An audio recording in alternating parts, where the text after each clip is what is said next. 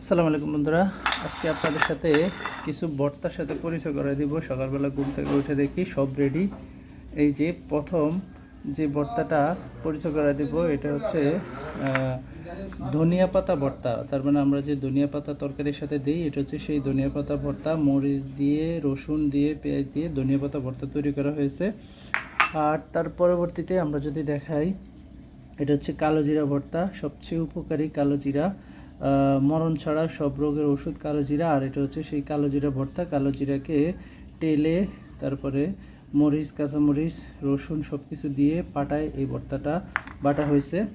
আর এটা হচ্ছে 3 নম্বরে হচ্ছে সয়াবিনের ভর্তা। সয়াবিনের ভর্তা হচ্ছে আমাদের এলাকায় যে সয়াবিন হয় ওই সয়াবিনের ভর্তা, সাথে লইট্টা শুটকি আছে, মরিচ আছে, রসুন আছে, সব কিছুতে কিন্তু রসুন ব্যবহার করা হয়েছে।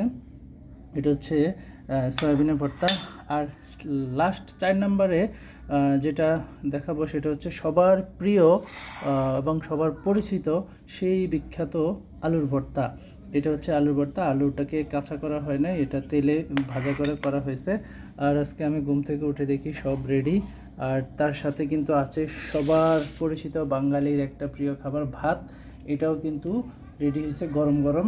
এখন এটাকে আমরা ফানি দিয়ে পান্তা ভাত করবো, কারণ রাত্রে ভাত রান্না করে রাখা হয় নাই রাত্রে, এই কারণে এখন এটাকে মানে ডুপ্লিকেট করা হবে আর কি, পান্তা ভাত। তারপরে এই যে সব রেডি, আজকে কিন্তু খাওয়া হবে, কারণ গরিব বলে ইলিশ মাছ ব্যবহার করতে পারতেছি না, তাই ভর্তা দিয়েই আমরা শুরু করে দিলাম। আলহামদুলিল্লাহ। আজকে শুভ নববর্ষ, সবাইকে নববর্ষের শুভেচ্ছা। আসসালামু আলাইকুম।